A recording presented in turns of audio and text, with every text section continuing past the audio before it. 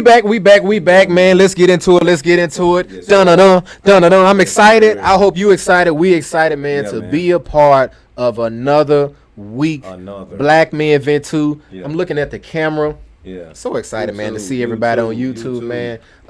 Tell somebody to subscribe after you hear this great guest that we got on today, man. Like, subscribe. Make sure you guys follow us on all of the platforms, man. We back, man, and I'm just excited to be here, man. Mental Health Awareness Month. Pops, what we got going on, man? Man, I'm loving this month, man. I like the fact that we're back doing this again, this season of recognizing mental health, man. And also, I'm excited about the event we got coming up on the 31st, man. If you don't know about it, show up to the bowling alley, man, and Hermitage Strike and Spell on the 31st of this month and represent and support us, man, and help us to make mental health more of a thing of people knowing about it than not knowing about it. So that's what we try to be advocates for that, man. And also thankful that we have another guest, man, that used to be with us a long time ago, and now he's back, man. So he wouldn't have came back if he didn't think we was doing something right. Evidently, we must be doing something right. Yeah, man. Yeah, he got to like us a little bit, man. Just to come back, man. Off the air, we called him a repeat offender. So he's back, man, and we're excited to have him. As Pops mentioned, man, to YouTube, because I know we are blessed to be heard in a lot of different areas and different places, man. Make sure y'all pull up. Hermitage Strike and Spell. I don't know the address off the top of my head, but we'll put the address in the episode description. Come bold, man. Come spare your mind of the daily stresses of life. Brother, if your girl just broke up with you, man, I feel you. We done been there, man. Come bowl it out. Sister, if the man done hurt you and he didn't do you right, come over, man, to the bowling alley, man. Come bowl that stress away, man. Man. Some crack some of them pins.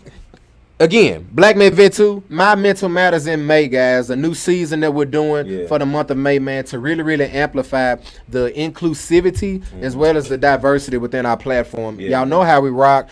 We advocate for black men, but that does not mean that we've only had black men in this chair. So with that being said, man, Mental Health Awareness Month, we're excited to bring a slate of 4 different guests that will be a part of our platform. And today's guest, again, a repeat offender, but I'm excited, man, again, to have this brother on our platform, man. Again, man, a brother amongst many. He's a father, he's a husband, he's a mental health counselor, he's a coach, he do boxing on the side. It ain't too many things that the brother don't do. Presenting to some, introducing to others, man. My good friend, good brother, Mr. Eric Capehart. Brother, how we doing? I'm good, man. I'm really good, brother. Cool little intro? Yeah, that's cool. I like it. Cool deal, man. If you like it, we good. You forgot a few things that I do, but, I'm going to let it slide. No, it was so much to throw in there, man. The man wears a lot of hats, man. But it's important, though. I was talking to my wife about it today. She was like, you need to find a new hobby. Because, hobbies are important. It gives you something to look forward to, and it's not you can just do it. And I was like, yeah, I'm glad you said that, because I've been looking into becoming an official, like a sports official. And because on my vision board I put that I wanted to make money from a hobby. And I'm always around sports, and I'm like, and I actually wanted to be an official. That's the hobby that I wanted to get money from. And so I'm in position to start being an official. And really? What's up, man? Now, on what levels are you gonna be? High school? So I found 2 coaching officials associations. And the one that I'm gonna go with, it's I think they start you off at, like, I guess high school level. You know what I'm saying? But they do all the way up to the professionals. Man, I like that, man. So I don't know. I just want to get in there and probably start off. I'll even do youth sports. It doesn't matter to me. But I'll make a little. I like what you said, man. Hobbies that'll make you some money, man. I like that. I need a hobby that I'm there. And then something that because a hobby is something you kind of like, and you got an interest in it, and the more you do it, the more you dive off deeper into it. So the fact that you starting that, man, that's something to think about, man. As far as this mental health is concerned, how does that play in mental health, having a hobby? Oh, having a hobby is a big part of it's like self-care. People throw out the word self-care, and it means a lot of different things to different people, but having a hobby is like almost an essential part of your well-being, because you're just running, taking care of kids. I call it the weight of being a man. The weight is heavy, and we carry it. We might not show that it's heavy, but I know that weight is heavy. That weight is being heavy. A father, being a husband, having a job, whatever else you got going on, it's just adding on to it. And the hobby is like, I can do this. I don't have to worry about nothing. I'm just out here having fun. It's for me. I'm not doing it for my kids. I'm not doing it. I'm just doing it for me and having fun. And that is like a reprieve from all that weight. So yeah, I always encourage people to try to have a hobby, and if you can get paid from it, that's good, man. That's pretty good. For anybody that make some money, man. It's interesting you say that because we'll get into your introduction, man.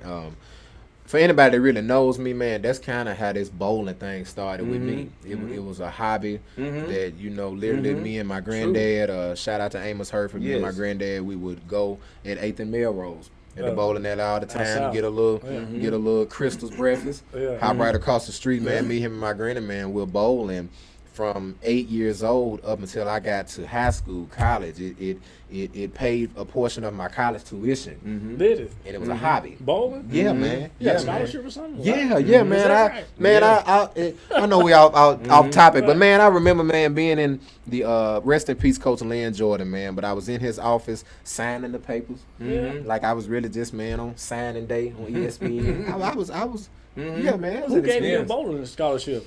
Cumberland University. Is that right? Shout out to Cumberland University. And man. you bowled at East Magnet East High, yeah. Shout out to East, man. Yeah. And they had never had that type of success, I don't think, up to that point. So a little Black history, man, and I swear we finna get on. Y'all know I talk too much, but I literally made Black history at East National Magnet High School, being the first Black male to make it to the TSSAA state tournament. I finished 23rd out of, I think, 70 bowlers my junior year of high school.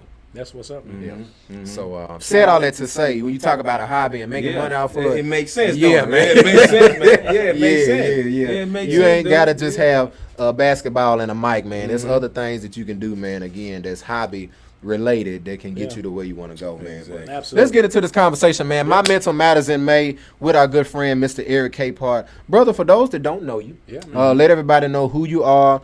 Give us some background, man, and we'd like to get into the conversation, man, of talking about your parent background. Let's talk about that, and essentially give us conversation, give us dialogue behind your parent background and some of the mental health adjustments that you had to make as you were growing up. You mean like my parents? Yes. So each transition, you growing up, man, those adolescent years, how was the dynamic with you and parents? Yeah. Once you started smelling yourself, as some folks say, how was that dynamic? And even today, still being with. So I mean, my mom had me young. I'm from Nashville. She had me.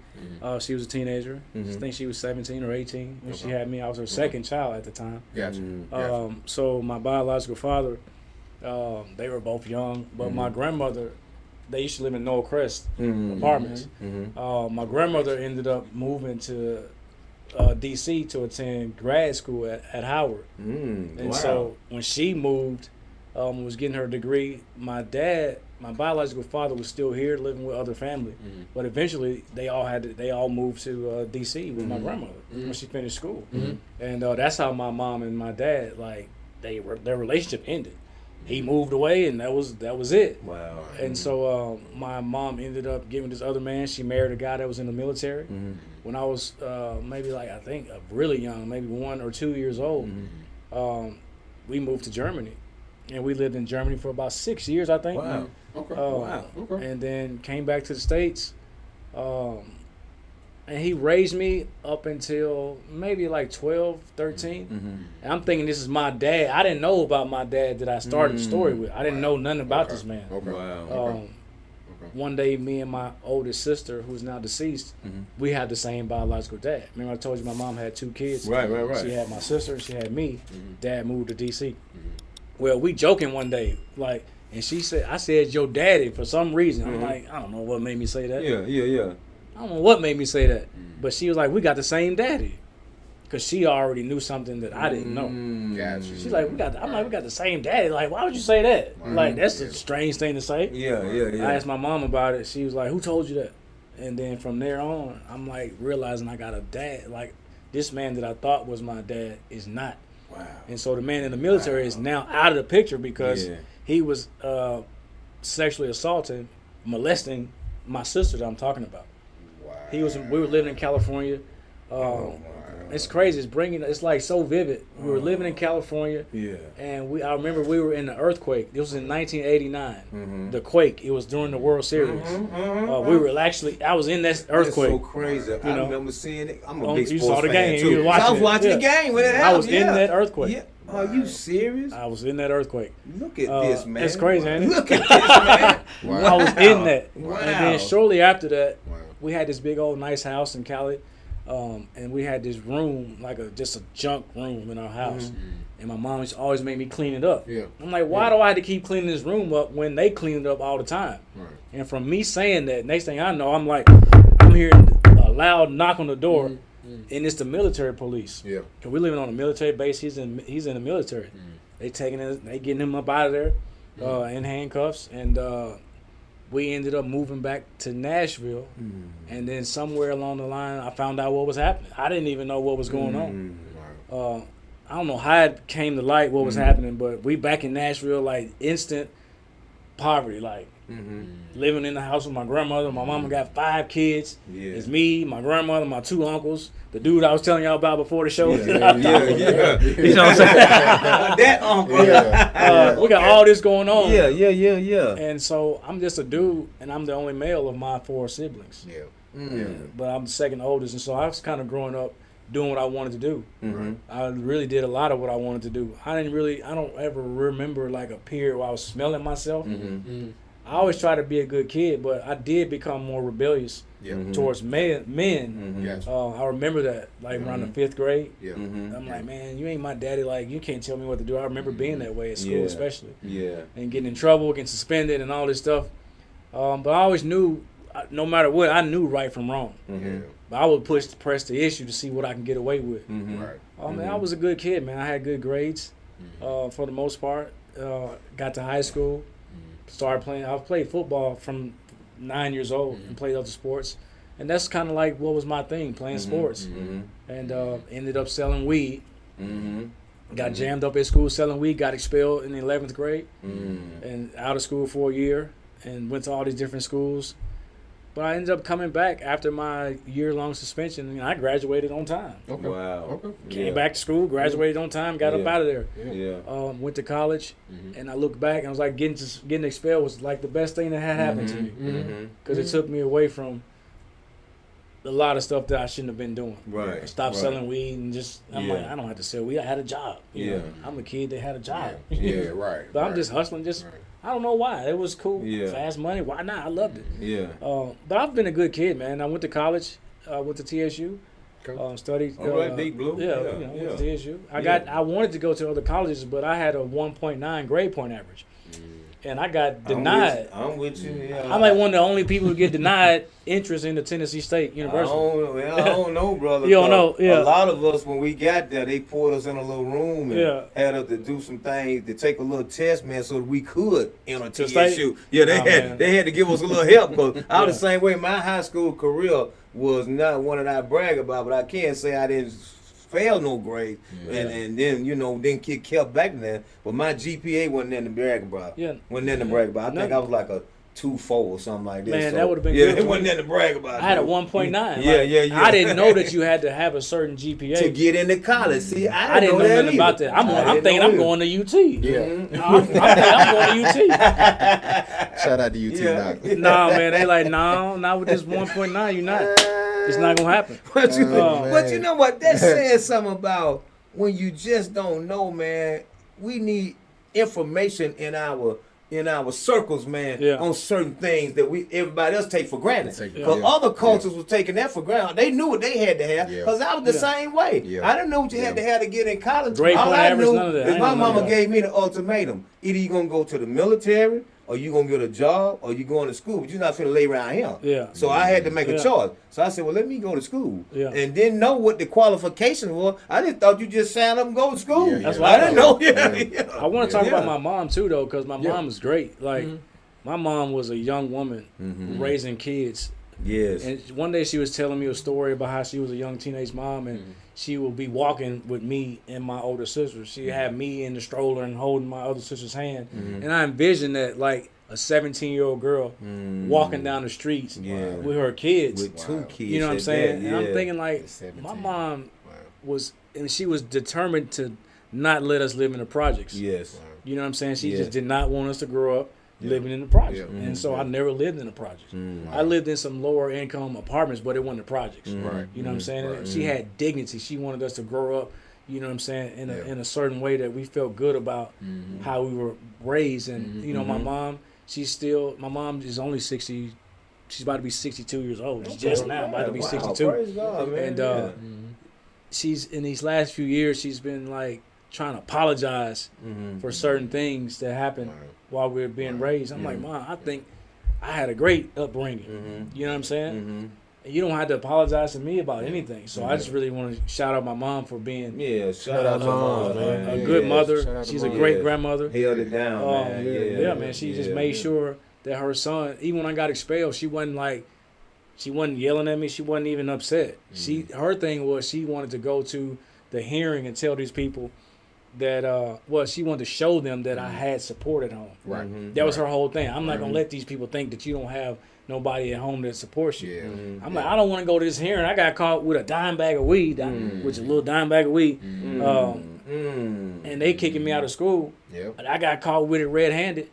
But she was like, I don't care about that. I'm going to this hearing. You going to this hearing, and I'm gonna show these people that you have somebody that supports you and cares about you. And I mean, my mom, I love her to life. You know what I'm saying? And I just wanted to make sure that I gave her that. You know what I'm saying? You asking me about my parenting. Give her some flowers, man. Yeah, man. She deserves it, man. Absolutely. For a young woman to come through at 17 years old with 2 babies, man, and was able to survive that and is still able to talk about it. Yeah, that's pretty good, man. Thank God for that, man.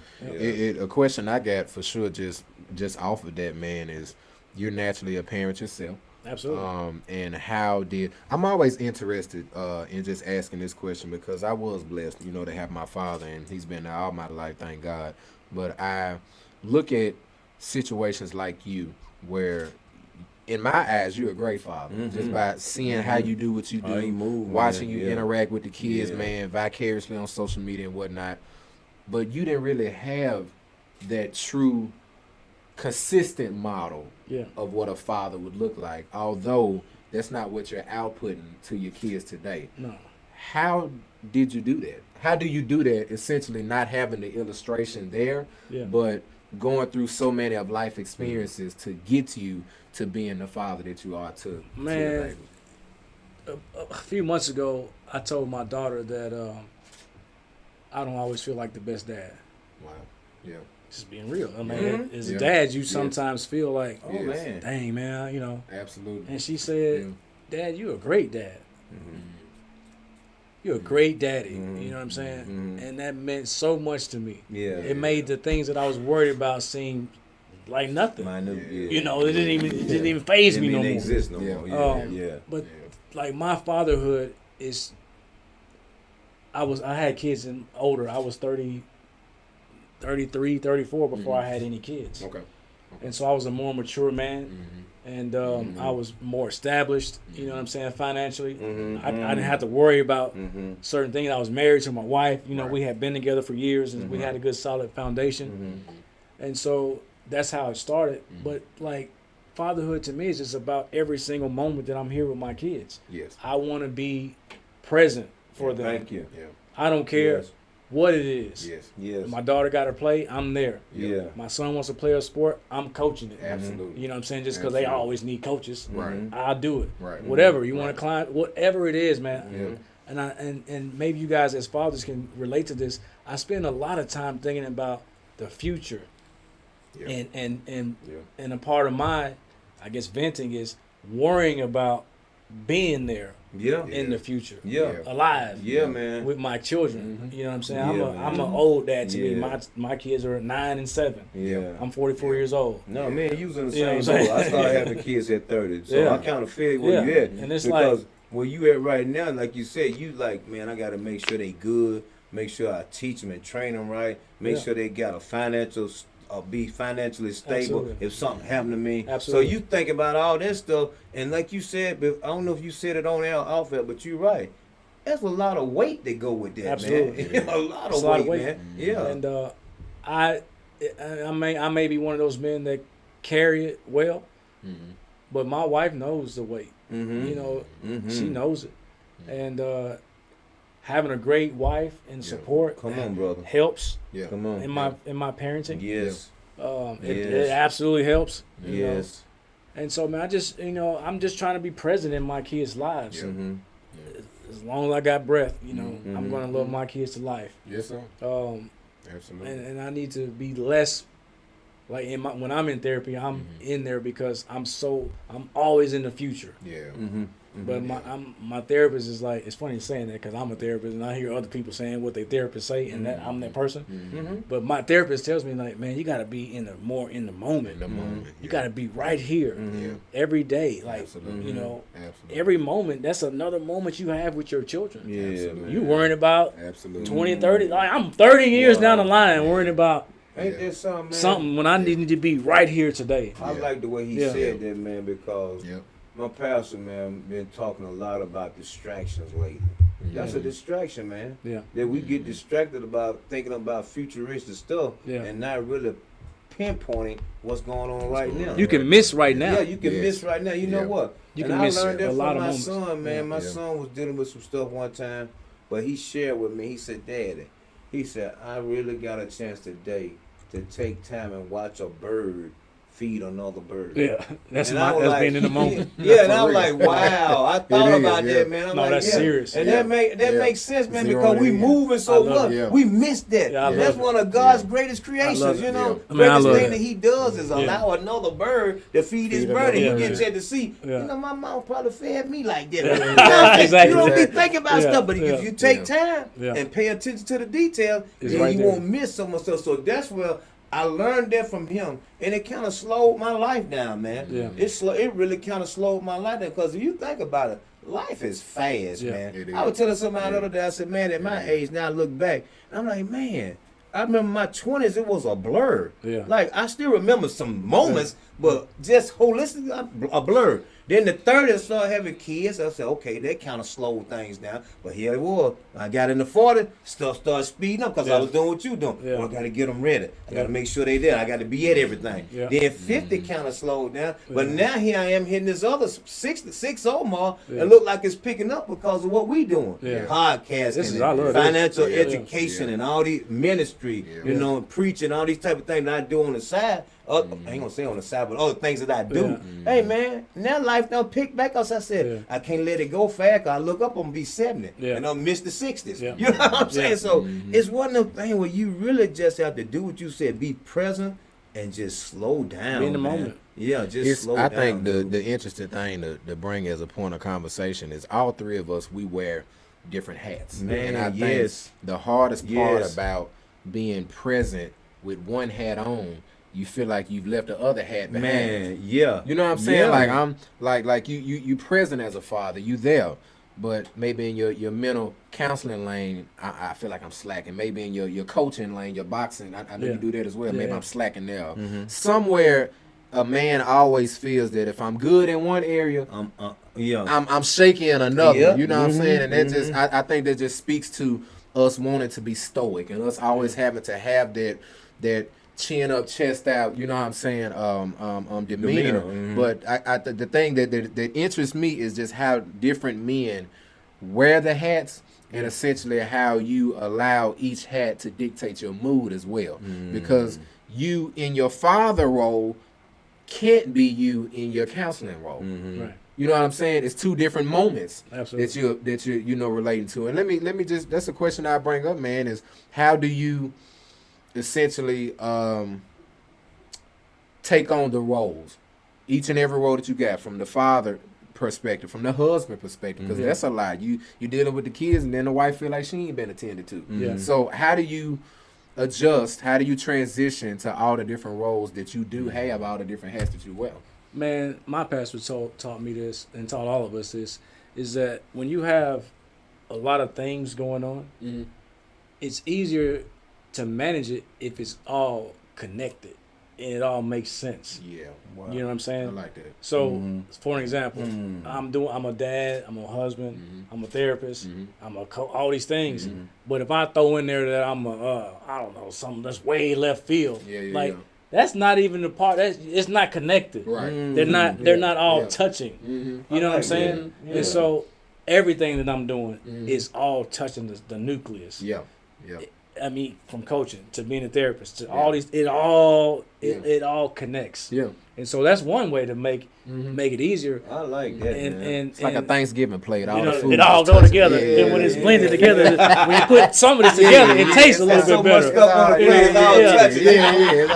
It all touches. Yeah. And so, but my profession as a therapist, it's just what I do. It's like I don't have to try hard. Yeah. I went to school. I still do continuing education. But when I'm sitting with a client, I'm not like, oh, I got to make sure I'm the best. I'm just doing my thing. And I'm in the moment right there. Yeah. I'm not thinking about what's my wife going to do later, what we doing later on, what my kids got going on in school. I'm in the moment right there. So once that moment ends, I leave that office. Now I'm in another moment. I'm in the dad role for the most part. And I'm gonna focus on being a dad. Yes. I don't think about my clients when I leave the office. I mean, they might cross my mind, but people ask me all the time, "How do you turn it off?" And some therapists have these rituals they do. I heard one where a lady said when she leaves work every day, she builds a mental brick wall in her mind, and on the other side of that wall is her regular life, and she's leaving everything else at the job behind. Wow. I don't do none of that. I just get in my car and go home. Call my wife. Hey, honey, you picking the kids up today, or what we doing? I don't do that. I'm a simple guy. I don't do none of that. I just, Yeah. I'm gone. Yeah. You know, I'm in the car. I'm getting ready to go to practice or whatever it is. I'm in that role. Yeah. And so the key for me is making sure everything touches. You know I what I'm like saying? that makes a whole lot of sense, man. Because when you just, I'm not trying to see what nobody's spiritual walking, but from a Christian perspective, that's what we always try to be Christ-centered. Yeah. So if I'm Christ-centered, then everything stems from that. Yeah. And that make what you just said, everything's touching. You know everything got touched. Yeah. That makes sense, so man. if you got your life going, and then you have this opportunity to do something that's like not touching none of these other, it has nothing to do with all these other things you got going on, then you might need to think about. That makes a whole lot. I don't think I need to try to do that. Yeah, because that's not touching. That's not connected to nothing else I got going on. Absolutely. You know what I'm saying? Like me going to Florida and trying to be a fisherman or something. Like I can't go to Florida and be no fisherman for under no circumstances. That's not touching nothing I got going on. It sounded good, but it ain't touching. It ain't touching. So I like that. I just try to be in the moment with what I'm doing, man, and enjoy my life, man. It's a question again. And dive in whenever you need to, Pops. But I know I definitely wanted to ask you this coming in. Since we've been, a mental health platform and whatnot for the last 3 years, we've been around a lot of counselors, a lot of therapists, things of that nature. And I wanted to ask you coming in. First off, what is your definition of emotional regulation? Yeah. And when you answer that question, as a mental health counselor, as a therapist, how do you emotionally regulate? Oh yeah, emotional regulation is just being like feeling your emotions and being able to be in control of it. So I deal a lot with anger. That's an emotion. And so to regulate that emotion, one, you have to be aware of it. I'm angry right now. Something as simple as like just being aware of awareness of what you're feeling. Yeah. You could be sad, you could be angry, you could be joyful, whatever it is. But just be aware of that emotion.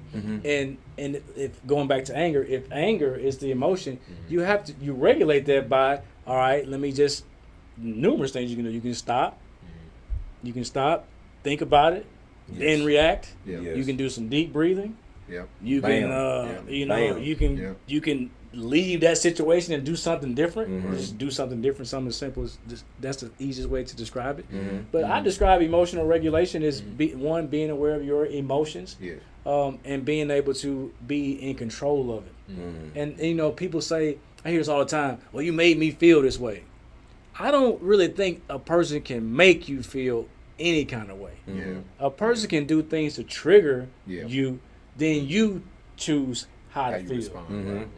Like your wife rub you on your back, you're like, oh, that's nice. That makes you know, that makes me feel good. I feel good because of that. You know, it's like owning your emotions. It's like that's emotional intelligence. Is knowing your own emotions, being able to, you know, manipulate and control your emotions and regulate, and then also understanding other people's emotions, and knowing how to move within the situation. Right. Like I'm talking to my wife. It looks like you look like you're a little upset right now.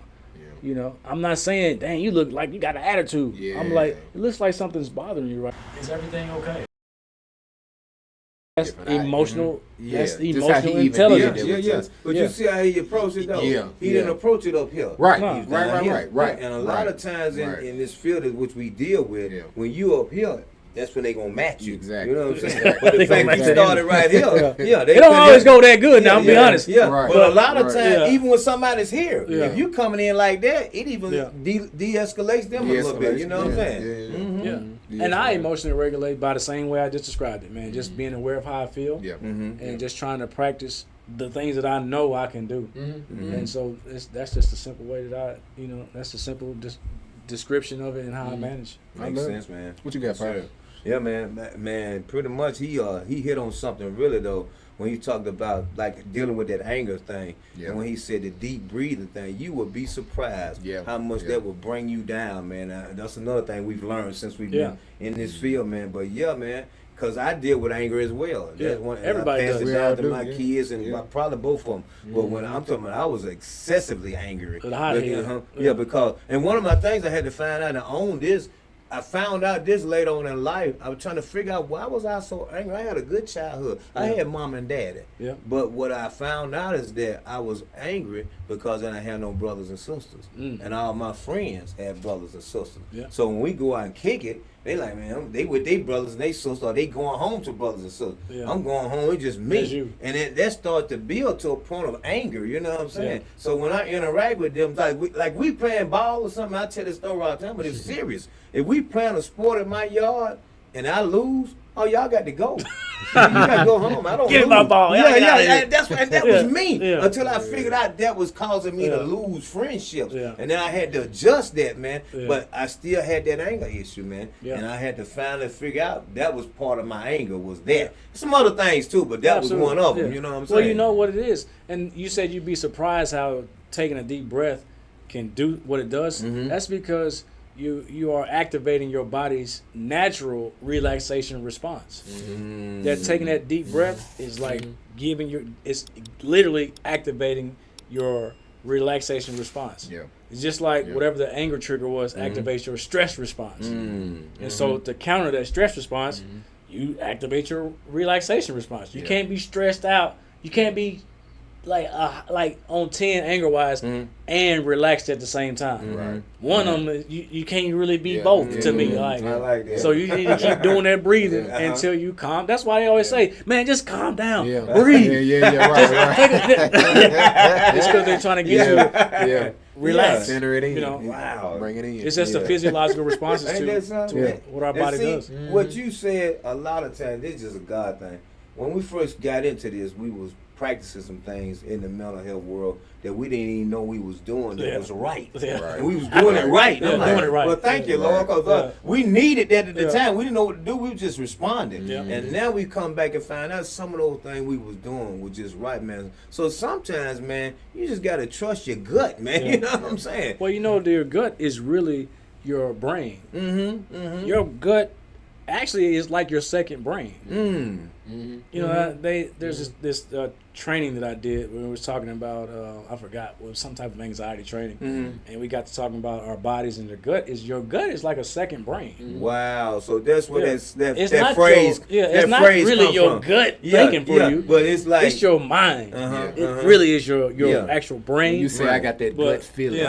When they say that, but that gut feeling is really. Well, I guess it depends on who you're talking to, right? And what research they believe in. But that gut feeling it's your brain. Wow. But your gut, your gut brain like doing something, activating, sending signals to your brain. Why does it make so much sense just me sitting right here? Because common phrases like I got butterflies in my stomach. That's anxiety. You know what I'm saying? I ain't never thought about that. I ain't thought about it. So your brain actually sends signals to your gut. You know what we said when we first came here? What's the most important organ other than your heart? Wow. Your brain. We was talking about that. You didn't say your gut, did you? Yeah, that's true. You didn't say your stomach. We was talking about that before you came in. Right. So your brain is constantly sending signals to your body all the time. To even raise your arm is like a signal with, all right, do this. And see how quick it is? It's just a never-ending highway. These connections. And there's so many neurons and so much going off into your brain. And I don't want to get into all that stuff. But your brain is just constantly, there's pathways in your brain, and the more you do the same thing is because your brain is used to that certain pathway. But if you want to do different things, when you start doing something different, it creates a new pathway. And a new way of doing things. Exactly. To get off that old pathway. Wrinkles. I'm trying to describe it like so anybody can understand. I was just going to say, you gave a dumbest one. You breaking it down, man. Yeah, you broke it down, bro. Yeah, it made a whole lot of sense, man. It made a whole lot of sense, yes. Let's get into a commercial break, man, and we'll be right back with our good friend, our good brother, Mr. Eric Capehart. Y'all know how we rock. My Mental Matters in May. Hope you guys enjoying this episode thus far. Let's get into this commercial break again. This is the Black Men Vent 2 podcast. Yes, sir.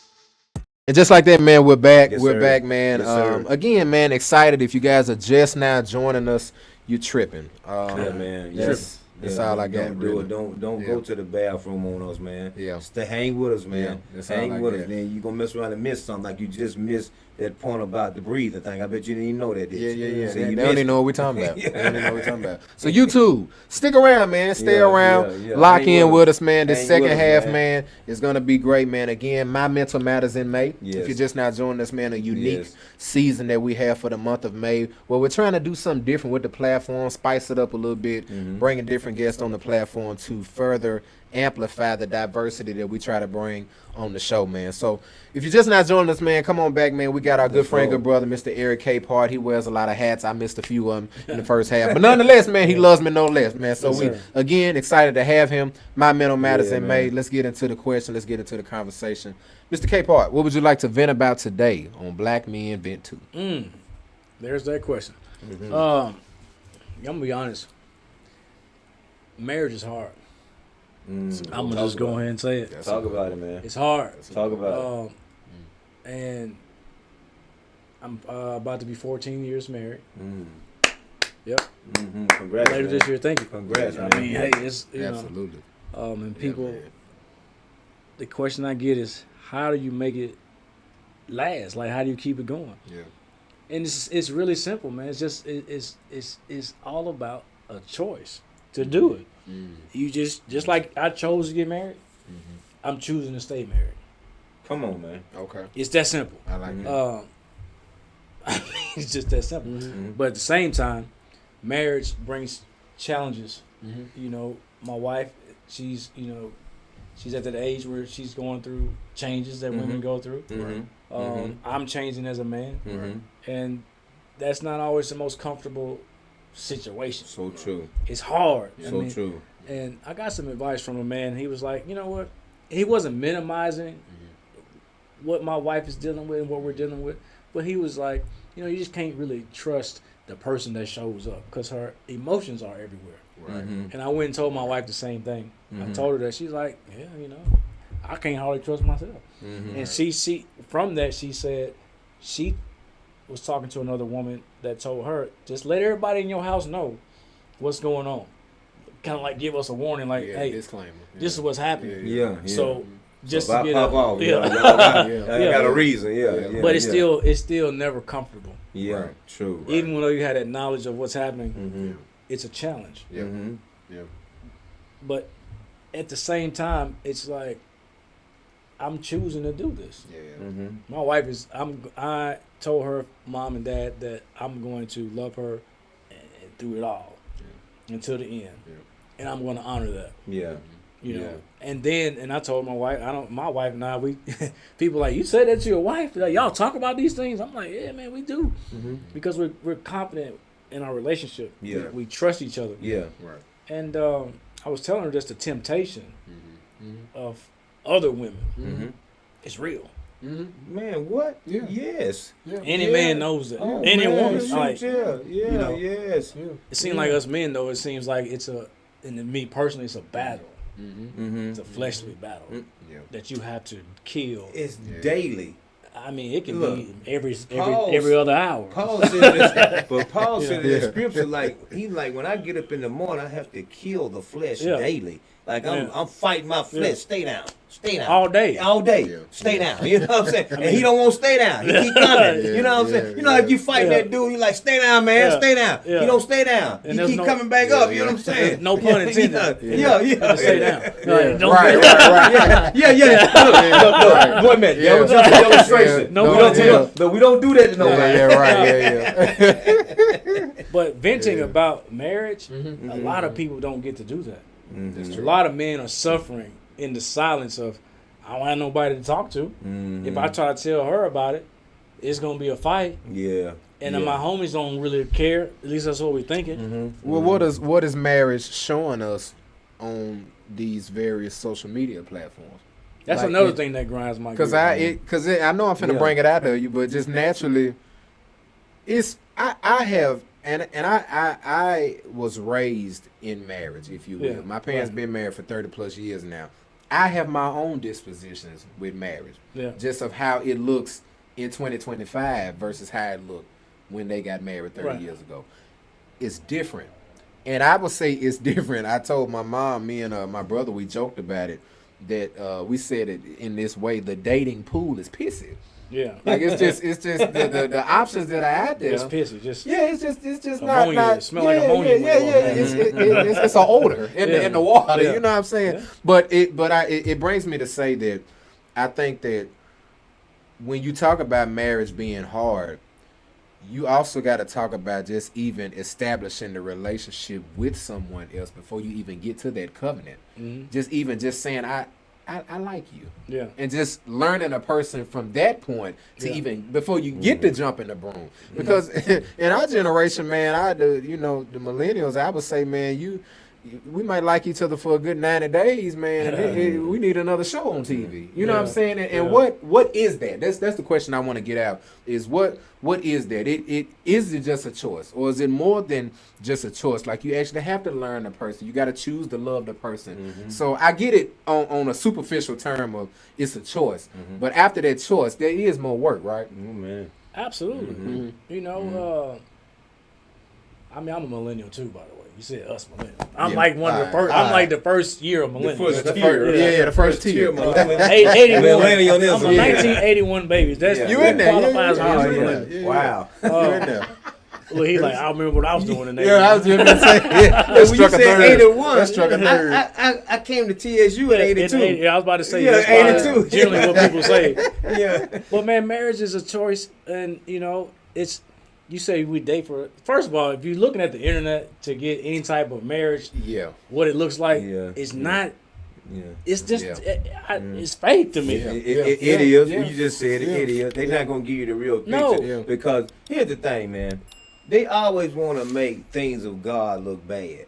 But that covenant is between you, the woman, and God. Yeah. So the devil is going to always attack that. Yeah. So how does he attack it the most? By stuff that we see the most. Yeah. So he's going to make it look bad on everything that we see. Yeah. You know what I'm saying? And when somebody tries to make it look good, then he's going to try to some way try to combat that with, but. Yeah, but. Man, people call me crazy because I don't think my wife has ever cheated on me.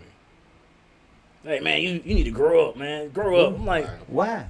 What? Because they don't believe in the trust factor. Me and my wife, I've never cheated. We never had no infidelity. They don't believe in the trust factor, and a lot of times because again, people base what they know about marriage from these social media outlets. Yeah. But what you need to do, you need to talk to some people that have been in this thing for a minute, and they can tell you how to make. Because what I'm hearing you saying is that in marriage you have to be intentional. Oh, you absolutely. can't just think it's just gonna happen. The car ain't gonna run by itself. man. You still got to drive it. Yeah. You can put your foot on the gas, Yeah. but you still got to steer it. You know Absolutely. what I'm saying? And that's what marriage is. You have to be intentional when you get in your car to go somewhere. Yeah. Well, marriage is the same way. When I wake up It's in the the morning, absolute I'm same way. intentional about being married. I'm not looking for nothing else, even if something's looking for me. Yeah. I'm not looking for it. Yeah. You know what I'm saying? No. Because I'm intentional about this thing. You man. ain't lying. When I met my wife, I was engaged before I met my wife. Gotcha. But Okay. I actually met my wife on the day I was supposed to marry another woman.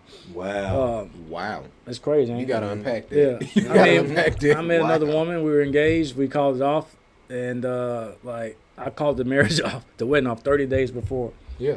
because Wow. it would just turned out to be what my mom was telling me the whole time. Not it. And Wait a I was minute. ignoring it. Look. Yeah. Who told you that? My mom. Man, I If told you. Yeah. brothers, Yeah. did y'all hear that? My mama Yeah. told me. Start listening to your mama. My Yeah. When mama she like tell you about 6 these and women, 0. man. You know what I'm saying? Mom's undefeated. She like Son, 6-0. My mom was Listen like, to son, your mama, you man. finna make a She big like mistake. 6-0. Wow, man. And I was still gonna do it until the woman showed her true cards, and I had no other choice but to call it off. Yeah. 30 days, literally. I don't know. It might be like 30 some odd days later. I met the day I was supposed to marry her. I met my wife. Look at that. I met her, and the word that I was using was intentionality. Wow. I was Now, intentional. did I know that? Yeah, you didn't know that. Didn't know that. Her relationship was like, look, because the story is I had stopped dating and everything because I was like, I want to have a wife, I want to have a family and all this. I was about 25, 20, and I'm about 26 years old. Stopped all the dating, stopped having all the sex and all this stuff. Was celibate for about a year and a half, and because I was intentional. And then when I met my wife, even the woman I was engaged with, we never had sex. Okay. You know, we never had sex. She has actually passed away since then. Wow. She actually passed away literally 6 months after the date that we were supposed to marry each other. She passed away. Are you I'm serious? serious. Yeah. Wow, man. She started getting ill right towards the end of our relationship. She ended up having like rheumatoid arthritis and some other issues, and she passed away. Her family called me and told me she passed away. I had never heard from these people. Wow. Mm. Wow. They told me she had like a month left to live, and lo and behold, they called me a month later. She was out of here. Ain't that something, man? Yeah. So I'd have been. Wow, I mean, I guess I'd have been a widow. Yeah. Wow. But Wow. I was very intentional. Yeah, yeah. And you have to be intentional today. Yes. Yes. Yes. If you want to be in a relationship, you have to get ready to receive that. Yeah. If your hands are full, you have no more room to receive anything. Yeah. My phone was dry. Yeah. I have girls calling me all the time. I met my wife. She was the only girl in my phone. Yeah. I had to hide it. I wasn't trying to do none of that Yeah. because before I met her, I was still intentional about Yes, the Lord. life that I wanted to have. Yes, Lord. And so when I met her, it Yes, was already Lord. it was already there. And so Yeah. we were very intentional about dating. Mm-hmm. We're gonna date and just see if we like each other first. Because I met her at a voter registration drive back in 2008. When Obama was running for president. I knew she was gonna be there, and I made sure that I was gonna be there too. Gotcha. And so we started a conversation that Yeah. we still, Yeah. this conversation's still going, but it started with what Pops is saying, just that intentionality. Yeah. And everything in our relationship, that was like the word of our relationship. Yeah. You know, it was Yeah, like man. Yeah, I everything is intentional. I think it's important, man, because, you know, my wife told me something one time, made me feel kind of funny, man, when she told me. I'm like, dang, I got to do better. She said, every morning I wake up, I tell myself, what am I going to do to satisfy my husband today? I'm like, dang, I got to tighten my game up. Like, I I ain't ain't never thought about that. You know what I'm saying? Yeah. I just think about getting up, going to work, making sure you eat. Yeah, You know what I'm yeah. saying? That's all I'm thinking about. But when she said that, that made me think about the intentionality part. Yeah. She wakes up thinking about that. Yeah. Well, that's good. I got to wake up doing some stuff like that. Yeah. And that's what makes the marriage last, man, because you both trying to pour something into it to make it better. Yeah, And it has to instead- mean something to you, because you Yes. can go to work every day and take care of a person, but if it's just like this is just what I'm gonna do anyway. Yeah. In You other know? words, it's more than a routine. Yeah, you Yeah. gotta really want to take care of that person. Yes. I want to take care of my wife. Yes. I do. I want her to be happy, Yeah. and I don't want her to be embarrassed. Yes. Mhm. So Yeah. I make sure I'm moving a certain way, Absolutely. so I don't embarrass my wife. Yeah. You know, I love it. It ain't too many. You know another Capehart in town? You the only one I know. No, you don't. Mm-hmm. So, it's me and her and my kids. No, there's another dude, actually. There's another guy, Capehart family around here. Okay. People ask me all the time. He's one of your frat brothers, actually. Okay. Yeah. Word. Okay. I don't know his name, but it's some Capehart, and he's a Cap. Word. Okay. But yeah, and so if that ever comes out, I know Eric Capehart is doing this. That's Tiffany Capehart's husband. For sure. Yeah. I'm not gonna put my woman through that. I feel it. I can't do it. I feel it. When you talk about marriage, man, just to expand the conversation, give me a great moment in them 14 years. Give me a moment, not necessarily when you think about divorce or nothing like that, but give me a moment where you was like, oh, so this is what marriage is like. Like give me a moment in time in them 14 years where maybe Tiffany had to be in the bedroom, you was in the living room. Y'all needed a little, you over there, I'm over here. And just walk our audience through that moment, because I'm sure it wasn't just 14 years of sunshine, rainbows, and ice cream. So give us one of those great moments, man, and just how, as a therapist, how did you, obviously, how you tell other people to navigate through their problems, how did you navigate through that specific one in your marriage? Man, last week, 2 weeks ago, for the last few weeks, my wife's a professional. She's always been a woman that's into her work. And there's been many times where I felt like it was more important than me. And it's really nice where she's up late. She's a real estate agent. She's into real estate. My wife works hard for her people. It gets to a point where it's like I go to bed every night. I just go in my room, do my thing. I'm watching TV, and I go to sleep, and then I see her the next morning.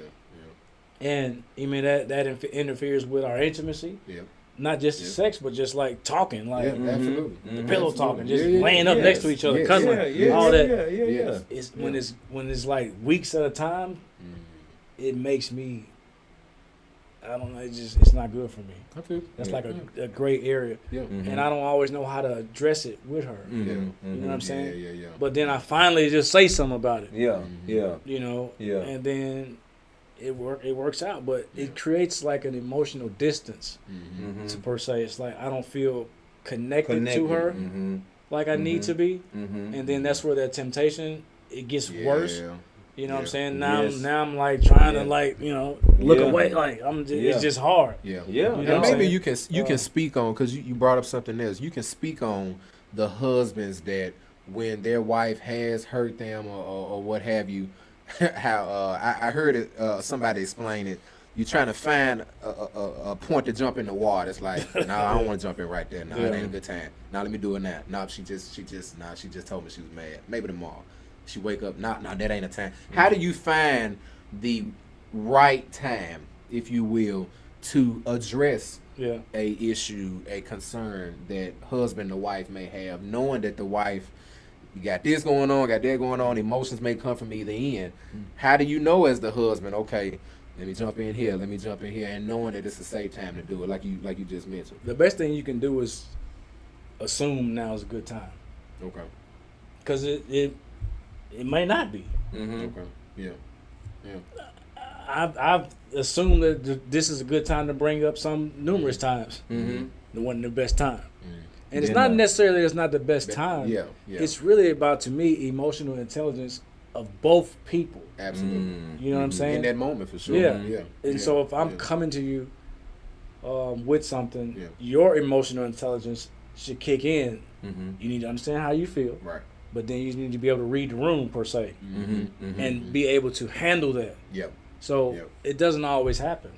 So if you find a man that can tell you he knows when the best time is to say something to his wife, or a woman to her husband, they probably just making up some shit. Because the best thing you can do is hope this is the best time. But I can tell you when it's not a good time. If you know that person's already upset about something, now's not the good time. A good time to say, you know what? True. No. So the best time is just your best estimate, your best guess. Just read the room. Read the room. And use your emotional intelligence. Your gut feeling. Gut feeling. And try to bring up a situation, and hopefully it goes well. I think you got a good point, man, because I'm sitting here, because you said 14, I got 30 in. Yeah. Going on 31. I'm 31 just years. thinking about how what's the difference, but the similarities, and what I think I do here, that I hear in my marriage, is the communication piece. Yeah. You got to have a line of open communication, and you got to be transparent with your partner to the point where even if they are the bad time, you can feel that. I'm talking about because we're so connected. Yeah. Because the scripture said when we become married, we became as one. Yeah. A lot of people don't believe that. Yeah. But it's true. It's definitely when true. you get married, man, y'all become as one, because sometimes I can finish her sentence and she can finish mine. Yeah. So that's why I know we connected like that. Absolutely. You know what I'm saying? Yeah. So with that being said, you can feel, okay, this ain't the right time. But then I go to scripture. The scripture said, don't let the sun go down on your anger. Right. So before this day over with, I got the double dutch. Mm-hmm. I got the double dutch. Some kind of. I don't always do that. I'm gonna be honest. I don't went to sleep numerous nights angry. If you looked in my journal, I keep a journal on my phone. It's very well. At least you're chronicling what's going on, so you're aware of what's going on. A lot of times, dudes will go to bed mad and be so mad that they can't even process it. Wake up and it ain't went nowhere. It's still in the same space, but it sounds like you processing. No, man, I wish I could say it's perfect, man. Sometimes I do, but a lot of times I don't, man. I mean, just to be real, you know, I don't always do everything as it should be.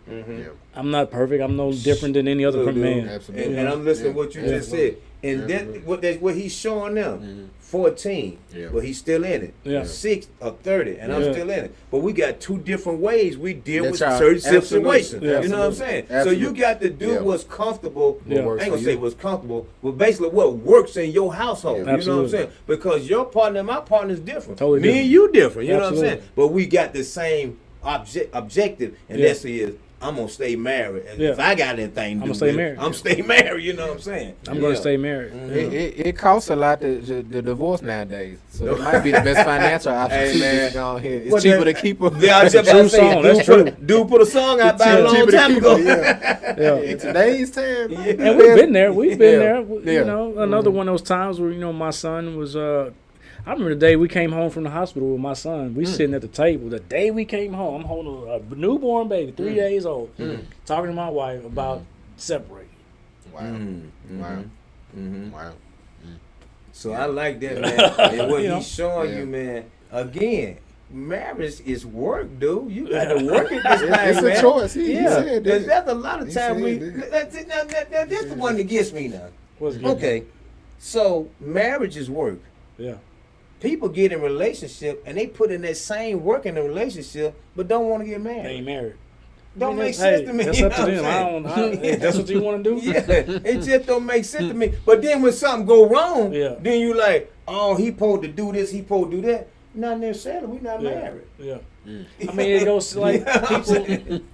Hey, man, I let people do what, like you said, what works for them.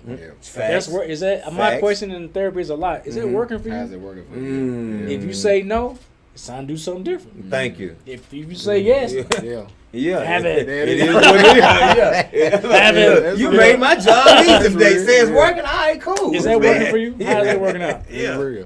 And people always say, I have never heard a person say, yeah, it's working for me. Yeah. Because you hear talking to me because something's not working. Because it's not working. It ain't working. That makes sense. If it's working for you, all right, cool. I'll see you next time. Sense, man. Well, man, let me ask you this, because I know you got look, you talking about the marriage thing. When you got your boys and y'all boxing, your boxing training thing.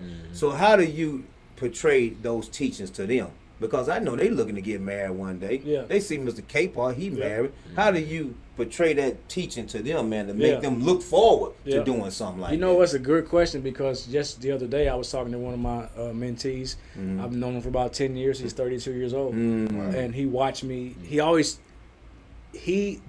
answer your question is, I just do it. I'm just doing it. Yeah. And they're watching. They watching, yes. And then they'll tell you what they see you doing. That's how I don't talk to these boys about being married. But they see me like my wife called. Hold on, man. Hey, honey, what's up? Wow. Yep. Okay, I'll be home. I'll bring dinner home. Wow. I'll be there. They hear that conversation. Yeah, they hearing it. Yeah. Or whatever it is, they just watching. So I'm not intentional about teaching nobody how to be a husband. I'm just doing it, and I'm not even thinking about them watching me do it. But this guy I was talking to, his name's DeMarcus Rogers. He was a pro boxer. I met him because of that, and he was like, "Man, E, you one of the realest people I've ever met." And he's like, he's from the streets, like all this. He said, none of the gangsters or none of these people. You are the realest person I've ever met, because when you are doing something, you're just a man of integrity, and you just do it. You know what I'm saying? You're not trying to front. You're not trying to be fake, and you just doing it. And that he said is like, that's helping me. So to answer that, I mean, I don't try. You just being Eric. I'm just being Eric. You know, and I'm not bragging. I'm just I don't try to be something that I'm not. I know who I am. And I wake up every day and I walk in that purpose. And I don't have no problem with it. So what I'm hearing, man, is brothers, man, when they get into this marriage thing, they really need to understand who they are. Absolutely. Before they if you get married, before you find out who you are. Before you jump off into this thing, be like, man, I don't even know who I am. Yeah. You know, because you hear that. I don't even know who I am. How am I going to help you? Well, you should have had that figured out before we got together. So, I want to say this to that point. A lot of people get married young, like in their 20s. And I could not have imagined being married in my 20s. But and then you, me either, man. And then I was too crazy. I was too crazy. You see, man. Like you stay married, and then after so long, the marriages end because one, they probably didn't know themselves. And whatever sense they had of themselves has probably changed. Definitely after 10 years. Absolutely. And so now you like a whole new person per se, and then you realize I may not should have been in this relationship at all. A lot of guys were like, man, I just did it because we was together for so long. And then, you know, that is a demise of a relationship. Definitely not a good reason. I'm glad I got married at 30 years old. You know, I've changed, but for the most part, I'm the same like my values are this. I had a list of values and everything when I got married. I knew who I was, and even when I look at my values, I'm like, my values are the same. I value the same things. You know, in the same order: spirituality, family, and work ethic. Like those are the top three values that I had when I met my wife, and I still have them to this day. And when you have those values, people should be able to tell you what your values are without you ever even mentioning it. Like a dude, someone told me that my clinical supervisor was like, you have a really good work ethic. I've never told her that was something that I value. Just saw you moving. I like that. You know what I'm saying? Wow. When I start talking about spirituality or just people can tell like he's for real about this. You know, it's more so than just the form and the fashion, the religion part of it. It's like the spirituality part of it. You know, I'm telling him I'm looking up at the sky and like, you know, just thinking about the universe. Really, I believe in God. I don't say that God is the universe. I'm not that person, but you know, spirituality is important. So all that to say, like, you got to know yourself. Before you commit yourself to another person, because you might be committing. What are you committing to a person? You don't know who you are. You don't even know. Exactly. And then when you find out who you are, it might not mesh well with that relationship that you have. And now you're too deep in. You got kids, you got all this stuff together, and it's like so right. So true. It's cheaper to keep her. So true, my brother. So true, man. Well, man, as we get ready to wrap up, man, again, thank you.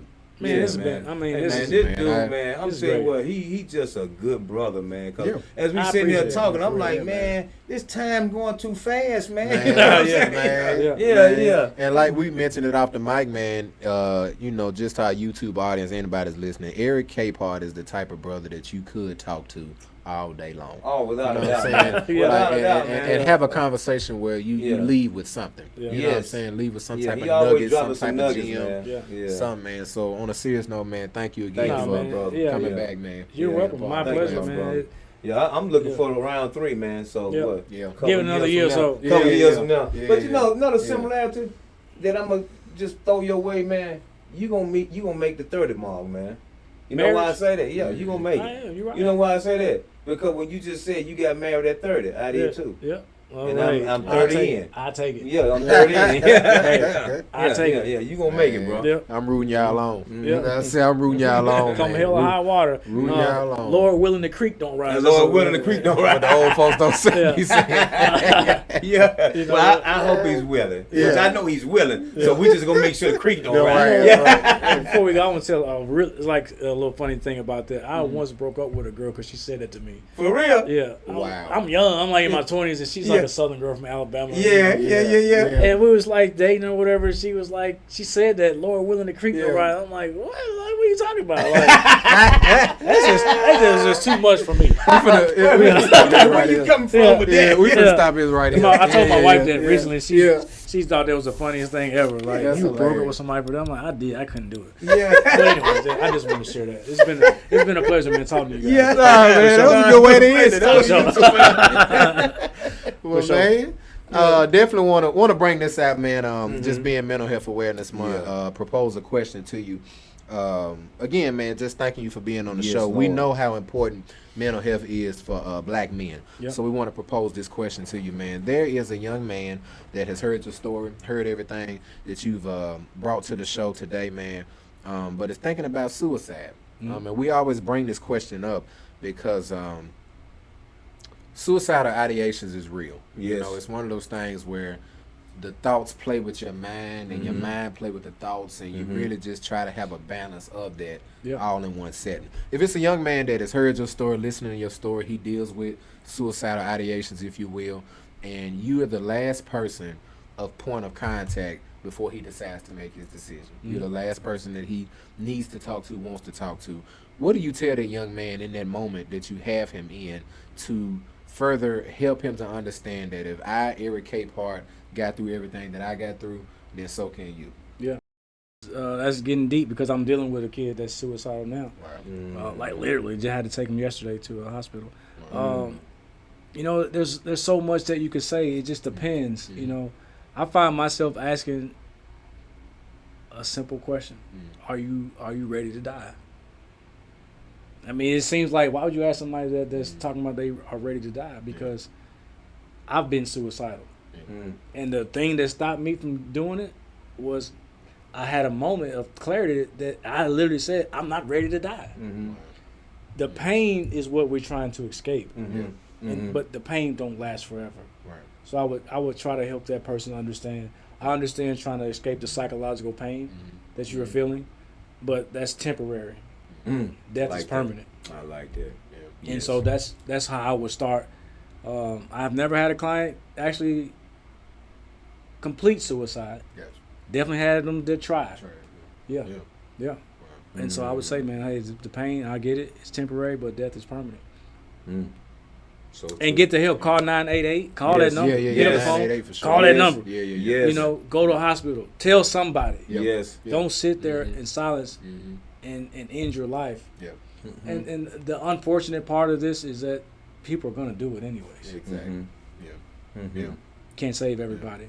It's true. But as a therapist, it's my ethical responsibility to do all I can. Do all you can to help somebody. Yes, Lord. Live to see another day. Yes, Lord. Yeah. Sounds good to me, man. Mr. E. Presenting to some, introducing to others. Yeah. Eric Capehart. Eric Capehart. Where can they find you at, man? If, you know, needing counseling. You do boxing. He don't run up on them too quick. No, I actually like boxing. I was hoping we got into that, man, but we got into so much other stuff. We didn't get a chance to get to that, man. But where can they find you at, man? Just all your different services. To be honest, man, I mean, I'm on social media. Just my name, Eric Capehart. You can put it in the thing. You can find me there. I don't really do too much engaging in that anymore. Okay. I mean, I'm on it. You know what I'm saying? If you send me a message, I more than likely will see it. But that's how you can find me, man. You know, right now that's the best way to find me. Okay. That's it. Yeah. Brother got a lot, man, but he's simple with it though. Yeah. I ain't got all that time, man. I'm just, hey, this me, this who I am, this where I'm at. And if the good Lord's willing and the creek don't rise. Nah, don't do me like that. Don't say that. Man, always a good time with our guy Eric Capehart, man. Again, brother, thank you for being on the show. Miss Tiffany, thank you for letting us have him. Letting us borrow shout out to the kids, man. Shout out to the babies. What's the baby's name? We got Eric the second and we got Ava. Miss Ava and Eric the second. Eric the second, man. Yes, y'all pops, he all right with us, man. Yeah, we like your pops. Yeah. He pretty cool cat. Yeah. And one of y'all said he was a good daddy, so I agree. That was Ava. That was Ava. I agree. That was Ava. Yeah. So, man, shout out to the kids, shout out to the wife, man, and shout out again to our good friend, our good brother, Eric Capehart. Yes, sir. We'll get out of here, man. It is what it is. It ain't what it ain't. You can do what you can, and you can't with what you can't. Nashville, until the next episode is a wrap. Black man, don't get trapped. I heard that.